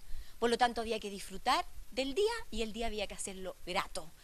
Un niño colombiano, un adolescente me refiero, nunca se va a ir de su casa por la mañana sin ir donde las personas adultas con las que vive a decir, bendición mamá. Y si la mamá es creyente, le va a hacer la señal de la cruz y le va a decir que Dios te bendiga, hijo. Y si no es creyente, le va a dar un beso en la frente y le va a decir que te vaya increíble. Pero ningún cabro colombiano va a salir diciendo ¡chao! Y uno dice, ¿se fue? Sí, se fue. Y ya se fue, pero sin ni un contacto de despedida, porque no nos damos besos como tenemos que besarnos, no nos abrazamos como tenemos que abrazarnos, porque además nosotros debiéramos tener conciencia de muerte hace mucho rato. Somos el país más sísmico del mundo y estamos llenos de volcanes, cagados por arriba y por abajo. En 5 minutos más desaparecemos todos. Y nos importa una raja. Porque objetivamente, como siempre parece que nos levantamos, lo cual además es una ilusión, porque tampoco es tan cierto, objetivamente adquirimos la soberbia de creer que teníamos todo el control de las situaciones. Y lo otro que es curioso de los colombianos es que ellos jamás van a decir que tengas buen día. Porque ellos opinan que decir que tengas buen día es enfocar el día en el rendimiento. Ellos dicen que tengas feliz día, feliz mañana, feliz noche, feliz charla, feliz trabajo. Y cuando yo digo feliz, miren lo que pasa con mi rostro. Yo cuando digo feliz día, estoy obligada a sonreír. No me queda otra opción muscularmente que generar una sonrisa. Por lo tanto, obligo al otro a que me sonría de la misma forma. Y eso es generar vínculos de confianza. Eso es entender que la careculo, que es la que gobierna nuestro país, objetivamente, por más inteligente que la encontremos, porque en Chile el que tiene careculo es inteligente, académico, profesional, culto, maduro, el tipo sabe, porque con esa cara algo tiene que haber aprendido, digamos. Objetivamente esa cara de culo, que es lo que gobierna Chile, se contrapone con el que se ríe, con el que anda cagado de la risa y le anda subiendo el ánimo a todo el mundo, porque ese tipo es superficial, livianito. Yo lo decía en el Ministerio de Educación no hace mucho. Los profesores en Chile castigan a los niños de que tienen 4 años o 3 años y medio cuando tienen ataque de risa en la sala de clase. Pero no los castigan cuando pelean. Entonces la pelea es parte normal del desarrollo psicológico y la risa es una falta de control de impulso. Entonces yo, para poder mostrarle a la sociedad chilena que soy madura, necesariamente me tengo que dejar de reír. Y resulta que la risa es un vinculador de confianza. La sonrisa es un vinculador de confianza. Y nosotros somos el país que menos se ríe en América Latina, junto con Perú. Los otros países tienen, y una parte, el sector de La Paz de Bolivia, porque Santa Cruz es como otra cosa, pero objetivamente tiene que ver con una forma de relacionarnos. Entonces, mi invitación o mi angustia es preguntarnos qué nos pasa con el tema de la bondad, con la creencia de que las personas actúan de buena fe y que desde esa creencia yo sí puedo confiar. Pero si como sociedad pensamos que la gente siempre va a sacar lo peor de sí y que yo de verdad, yo no tengo opinión política de nada, no pertenezco a ningún sector, pero yo en serio pienso que aunque se estén equivocando, la gente que está gobernando el país, yo quiero suponer que lo está haciendo desde su mejor lugar humano, que a lo mejor no les resulte, es otra cosa, pero yo no puedo adjudicar per se mala intención. Y eso hace circular un circuito de violencia que tiene detalles súper tontos. Si a mí me llega un meme de la presidenta, esté a favor o esté en contra de ella, donde se ridiculiza su imagen, yo no puedo reenviar ese meme a nadie, porque yo soy cómplice de ese circuito violento. Se están riendo de una presidenta elegida democráticamente, a la cual yo le merezco respeto, primero porque es mujer, y segundo porque claramente no puedo formar parte de alimentar ese circuito. Y lo que nosotros hacemos es reenviar, y nos reímos a la gorda, y ja, ja, ja, ja, y seguimos reenviando, y eso a la larga nos hace mal a todos. Entonces al final hay un tema de conducta individual, que yo de verdad siento que nos falta mucho por entender que tenemos que a nivel personal, humano, con ese chofer de micro, con el tipo que vende los boletos en el metro, con la señora que vende los sándwiches en la oficina, con los que me encuentro en el día, yo necesito relacionarme. Si ahora que van a cambiar la Constitución, debiera quedar una escritura que dijera que constitucionalmente tengo la obligación de ser simpática. Si yo tengo derecho a cagarle la vida a nadie, todos los que estamos aquí tenemos dolores. Y si yo me pongo a preguntarle a cada uno de ustedes con qué cosa o por qué cosa está sufriendo en su vida, en 10 minutos más estamos todos llorando. Entonces, si todos tenemos problemas, ¿para qué mierda nos hacemos difícil la cotidianidad? Dificultándonos todo lo que podemos la realidad social, en vez de hacerla más fácil, para que esos espacios de confianza se empiecen a generar y volvamos a creer en valores como la bondad, como la sensación de que es un valor y que es un plus y que está bien que la gente intente ser noble, que a lo mejor no importa tanto saber inglés, pero sí importa que la gente sea buena. Yo como mamá voy a morir en paz, no cuando mis hijos me hablen en inglés y me cuenten un discurso. Yo voy a morir en paz cuando vea a mis hijos caminar por la vida siendo nobles y viendo que de lo que vayan a hacer en la vida, lo van a hacer desde ese lugar y no desde otro, que es lo único que los padres podemos educar en los hijos. Todo demás lo pueden aprender afuera y además después de que yo me muera. No me necesitan para nada. Para lo que sí soy indispensable es para crear la sensación de bondad, de ternura. ¿Dónde mierda encontramos monos de peluche en Chile? Ya no hay donde comprar. Mandamos a la mierda la ternura. Hace mucho rato estamos regalando tecnología, que es lo que hace desarrollar aspectos cognitivos. Pero todo lo que tiene que ver con la suavidad, con los abrazos, con el decir te quiero, con el emocionarnos, con la expresión de sentimientos, no se puede. Somos el país que tiene más farmacias por metro cuadrado en América Latina. La mitad de Chile toma pastilla para dormir, la otra mitad para levantarse. ¿Y eso es por qué? Porque no hablamos. Porque además la tecnología nos quedó el descueve, entonces ahora lo escribimos todo, y como siempre fuimos un país malo para expresar lo que sentíamos, y la única emoción que nos sale natural es la rabia, objetivamente no hay otra. La risa no se puede porque es un signo de estupidez, la pena tampoco porque hay que estar drogado, cagado pero digno, entonces no se puede porque es preferible que uno esté como tranquila. En la investigación del bienvenido dolor aparece clarísimo que los chilenos tenemos permiso 3 meses para llorar después de una pérdida. Después de los 3 meses nos reta todo Chile. Y que ya estoy llorando otra vez. Y que ya no sé. Entonces al final los procesos los vivimos en solitario. Entonces somos líderes en cáncer gástrico. Porque objetivamente en algún momento el cuerpo tiene que reventar algo que no fuimos capaces de decir. ¿Y eso es por qué? Porque no nos atrevemos a contar. Porque yo no me atrevo a contar que va a cambiar el auto. ¿Para qué? Si va a llegar un desgraciado a decirme que justo la marca que yo escogí da pocos kilómetros por litro. Porque hay tanto pelotudo en Chile que se levanta en la mañana con el único objetivo de cagarle la vida a la gente que ve feliz, y que yo estoy segura que tiene que cagársela por lo menos a 5, porque si se la caga a 4 no duerme tranquilo, y que objetivamente toda la gente que decide ser feliz, porque la felicidad es una decisión, la gente que anda feliz hoy día en Santiago no es gente que no tiene problema, ese ser humano no ha nacido ni va a nacer. La gente que anda feliz hoy día es gente que tomó la decisión en la mañana, y me incluyo en la lista, de levantarse de la cama con una sonrisa en los labios y con cientos de penas en el corazón. Y esa decisión, desde ahí se construye un buen país, con los dolores que yo tengo. No puedo esperar a decir que yo voy a ser feliz cuando tenga casa propia, cuando me den subsidio, cuando me descuenten el 5%, porque objetivamente ese momento no llega nunca. ¿Por qué 2 médicos, uno aprendieron la misma técnica laparoscópica y uno está lleno de pacientes y el otro no? Porque el que está lleno de pacientes se para a saludar a los pacientes. Los saluda de beso, no tiene el celular prendido, le contesta todas las dudas, ve tranquilamente los exámenes, no mira la computadora, y cuando se va el paciente se vuelve a parar y se vuelve a despedir, y además le dice, ¿sabes qué? Quédate tranquilo, cualquier cosa me llama, le da su celular, porque cualquier contacto. Y eso son habilidades blandas.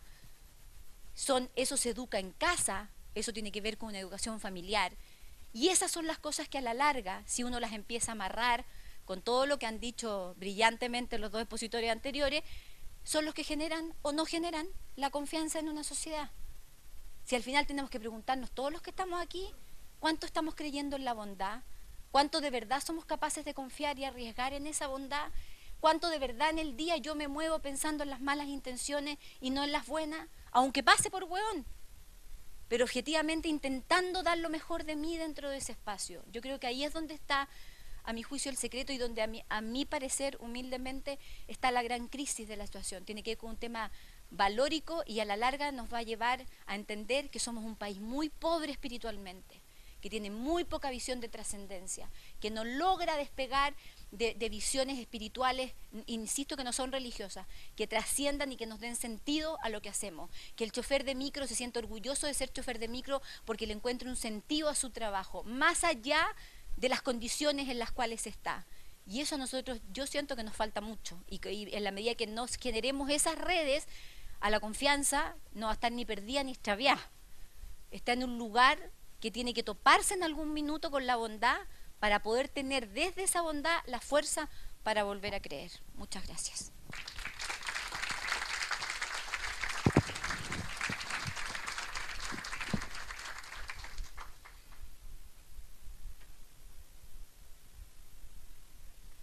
Muchas gracias a Pilar Sordo por su exposición. A continuación hay un pequeño espacio para hacer preguntas, así que por favor levanten la mano los que quieran participar y algún micrófono, la gente de Clapes, este gran equipo. No hay... ¿ah? Ahí está, ese sí.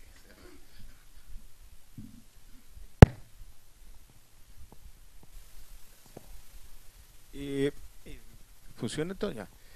Mi pregunta está relacionada con algo que dijo Eduardo. No sé si Eduardo o Pilar pueden contestar. Me llamó mucho la atención una lámina en que muestra en que los chilenos desconfían de todo, pero desconfían mucho de los extranjeros. Me parece que el 10% de los chilenos desconfía, o sea, el nivel de desconfianza de los extranjeros era muy alto, lo encontré casi xenofóbico eso. Entonces, me gustaría si ustedes pudieran comentar en eso, que me pareció bastante extraño, digamos. Yo confieso que confío más, yo viví 30 años fuera de Chile y debo confesar que confío más en los que no son chilenos, digamos. Pero entonces me llamó mucho la atención ese número, digamos.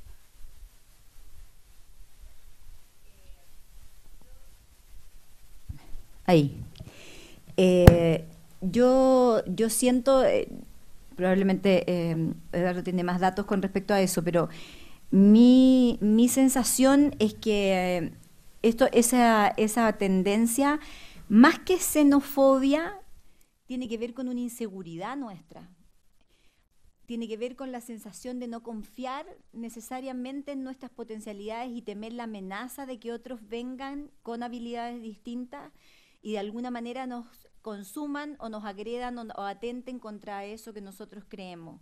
Producto de lo mismo es que también se produce el famoso chaqueteo en Chile, que es alarmante ver, que también yo lo iba a mencionar en el contenido, pero se me fue, es alarmante ver cómo los chilenos tenemos la capacidad de alegrarnos cuando al otro le va mal, digamos. Y cuando le va muy bien, tener argumentaciones desconfiadas en relación a eso que no pasen ni por el esfuerzo, ni por el trabajo, ni por el sacrificio, ni por nada que sea honrado, digamos, sino que por puras cosas descalificadoras. Yo creo que todo eso son generadores que tienen que ver con una estructura de personalidad de nosotros bastante insegura, muy puesta en factores externos, muy poco centrado en nosotros mismos, muy de decir que el pasto de afuera se ve mejor, lo cual es una obviedad, porque si yo estoy mirando el pasto del vecino y dejo de regar el mío, digamos, entonces al dejar de regar el mío siempre va a estar peor que el del vecino, que se preocupa solo de regar su pasto y no de mirar mi pasto. Y creo que en ese sentido a nosotros nos falta silencio, nos faltan rituales de autoobservación que recuperen esa seguridad interior para que no sea amenazante el que venga otro a acompañarme. El cómo controlamos la información en los trabajos también es una cosa tremenda, digamos, el que yo sé cosas pero no las voy a contar ni cagando, porque eso es entregar poder y me pueden tratar de liquidar, o si yo tengo un paciente y no lo derivo porque voy a perder un paciente durante tantos meses, aun cuando yo sepa que el otro psicólogo hace mejor esa pega que yo, no se lo mando porque pierdo una persona durante por lo menos 3 meses. Toda esa sensación de inseguridad que a la larga se fundamenta en miedos, porque somos una estructura social que se moviliza en base al miedo. En base al miedo yo compro seguros de vida, en base al miedo quiero tener una casa. Funcionamos en base a tratar todo el tiempo de protegernos de esta sensación de miedo colectivo que existe consciente o inconscientemente, que eso a la larga se deriva en la relación que también tenemos con personas de otros países, a los cuales basta ver lo que pasa en Iquique con los colombianos, por ejemplo, el trato que los iquiqueños en general le dan a toda la gente que está emigrando a Iquique es tremendo. Es para hacer un informe especial, digamos, pero desde ese lugar, no desde la realidad que ellos viven, las descalificaciones, y como el prejuicio siempre funciona desde la ignorancia, porque eso es lo que lo fundamenta, si no, no habrían prejuicios, y de las pocas ganas que yo tengo de saber del otro, entonces lo etiqueto y digo colombianos, ladrones. Eso es lo que se dice en Iquique, digamos, y están todos metidos dentro del grupito, y yo creo que eso tiene mucho que ver con un tema de inseguridad interno a nivel psicológico. No sé si Eduardo tiene más que decir en eso. Préndelo de abajo. Ahí. Sí. Para abajo. Cultura ahí, como tradicionales, como la gente, esta es mi manera de ver las cosas, categoriza al otro en dos categorías, o es amigo o es enemigo. Y hay una tercera categoría que nosotros no sabemos procesar bien, que es la categoría del extraño. Una persona que no conocemos puede no ser ni amigo ni enemigo, pero nosotros toda la extrañeza del otro la situamos en la categoría de lo enemigo, es una amenaza, y por eso sospechamos, como dice Pilar también, ¿eh?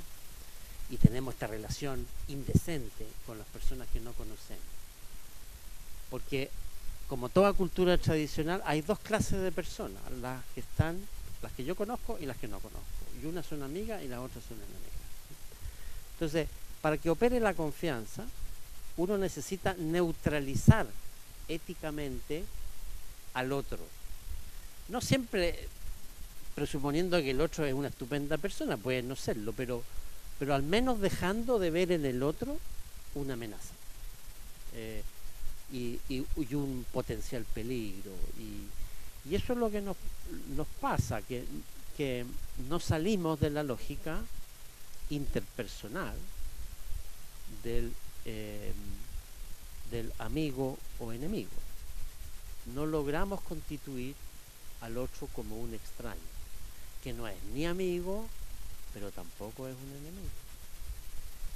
Y ese operador es el que falta muchas veces para... Bueno, y el extranjero es por definición un extraño que es categorizado como enemigo inmediatamente, ¿ah? Como una amenaza enorme, qué sé yo, y entonces, claro, el trato otra vez indecente respecto del extranjero, del diferente, del que se viste de otra manera, del que no sé qué, ¿no?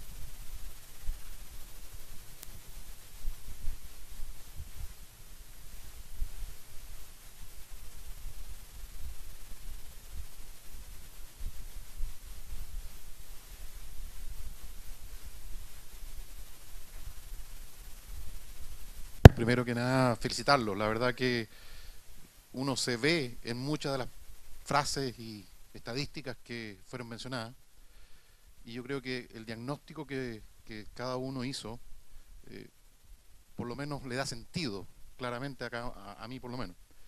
Lo que sí, la pregunta va, ¿cómo salimos de esta? O sea, ¿cuáles son las recomendaciones o cómo se podría intentar como país avanzar a una solución que nos permita mejorar el tema de la confianza?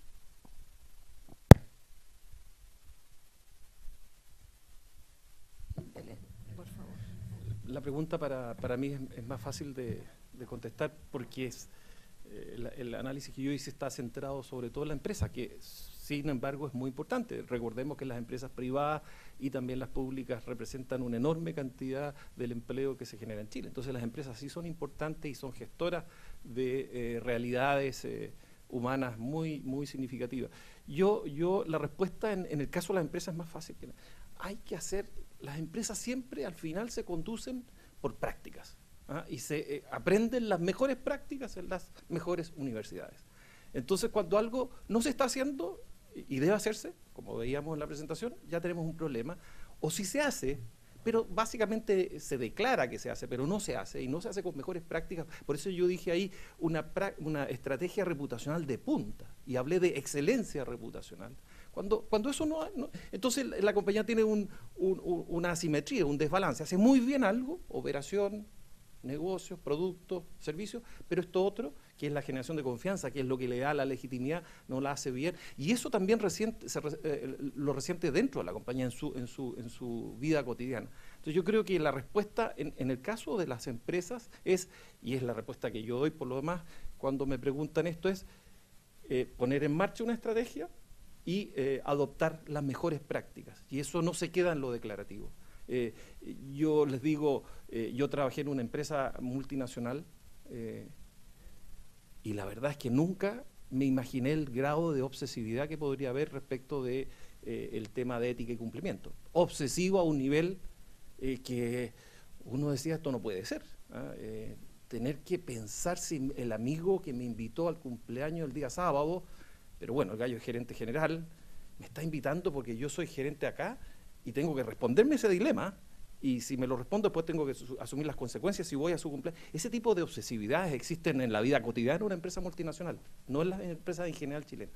Entonces yo diría que algunas son, uno dirá, a todo esto alguien decía, no, esas cuestiones son de los gringos, ¿no?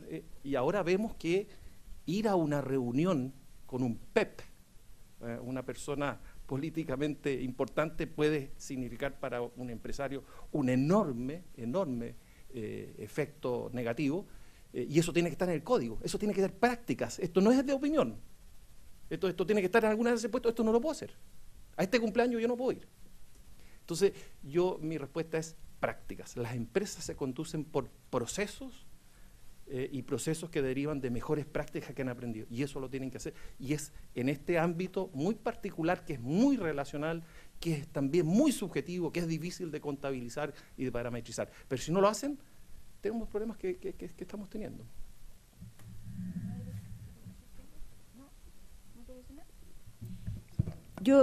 Yo siento que una de las formas de cambiar esto y de empezar a hacerlo es dentro del núcleo de las familias, es hablando con los padres de los niños y reeducando en que ser astuto puede ser un valor, pero ser noble también, digamos, y que jugar chueco implica que se te va a devolver eso en algún momento de la vida, y empezar a formar una generación de papás que reeduquen a la generación que viene en otros lazos vinculares, en otras formas de código de funcionar. Ayer decía alguien que había hecho un estudio en tecnología que hoy día el niño popular es el que comparte wifi en un curso, no es el que lleva la pelota, digamos. Y creo que cuando esos códigos empiezan a ocurrir en una sociedad que además tiene serios problemas para expresar lo que siente, cada vez se hace más peligroso el que nosotros no conversemos, porque los espacios de confianza se transforman en la realidad. No es que yo te mande un emoticón para tu cumpleaños y te diga feliz cumpleaños y te mando hartas tortas, hartas flores, y se empieza a producir en mí la sensación más absurda de sentir que yo no solo te saludé para el cumpleaños, sino que además te hice regalos, digamos. O sea, soy súper generosa. Entonces, yo siento que esos códigos, los únicos que los pueden transformar o hay que invitar a transformarlos es en el nido de la familia. Creo que ahí es donde yo no creo en los cambios de sistema grandes, porque creo que se producen a nivel interno. Si cada uno de nosotros hoy día se empieza a preguntar sobre su propia bondad, o a lo mejor no toca la bocina porque no presupone mala intención en el que está, ya avanzamos un paso, digamos. Y si cambio yo, por lo menos cambian 4 de mis circunstancias. Yo en esos cambios creo más, y creo que a nivel de estructura familiar es fundamental producir un cambio valórico que apunte a ver a los hijos a lo mejor pasarlo mal, pero por haber hecho actos nobles, y no simplemente estar pensando en cómo yo paso los 120 en la carretera porque total sé dónde están los radares, y si no hay carabineros, entonces yo puedo andar a 140 porque aquí se puede andar a 150, si el tema es que no nos pillen, digamos. Entonces, objetivamente, esos códigos son los que yo siento que a nivel ya macro se transforman en la palabra corrupción, y se transforman en la palabra éticamente no correcto, y se transforman en otro tipo de análisis, pero que cuando uno lo desmenuza, uno llega a entender que a todos nos falta respetar a la persona en la fila, que si podemos pasarnos primero nos pasamos, y a la larga eso disminuye la confianza con el otro, hace que yo suponga que el otro está actuando de mala fe, y creo que la forma de cambiar eso es en el núcleo familiar. Bueno, yo quiero agradecerles a ustedes por estar acá con nosotros. Quiero agradecer en forma especial a Pilar, a Claudio y a Eduardo por estas reflexiones que han hecho con nosotros, por estas presentaciones. Y quiero decir desde el punto de vista de CLAPES, a nosotros hemos querido hacer este seminario. Bueno, tenemos algo que ustedes tal vez algunos no saben, pero afortunadamente tenemos un consejo asesor nacional muy variado, y dentro de él está Pilar, está Claudio, y Eduardo está en nuestro consejo directivo. Y ellos, la verdad es que nos traen una visión distinta. y nos traen una visión que, como ustedes ven, uno del punto de vista de distintas perspectivas, pero a nosotros nos interesa también contribuir a generar esta confianza, y un poco en la línea de lo que planteaba Hernán en su pregunta, de cómo podemos reconstruir este clima de confianza en el país. Creo que cada uno ha dado sus ideas. A nosotros nos interesa la confianza también desde el punto de vista de las políticas públicas. Nosotros estamos en eso. Tratamos aquí de producir debate. Creo que una manera que uno tiene de contribuir a la confianza desde las políticas públicas es un debate abierto. Nosotros tenemos posiciones y no tenemos problema en adoptarlas, pero siempre invitamos a un debate transparente, abierto, de confrontación de argumentos con respeto.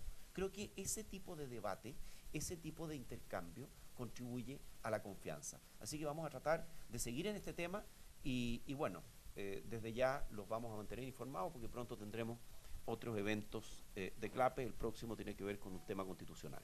Muchas gracias.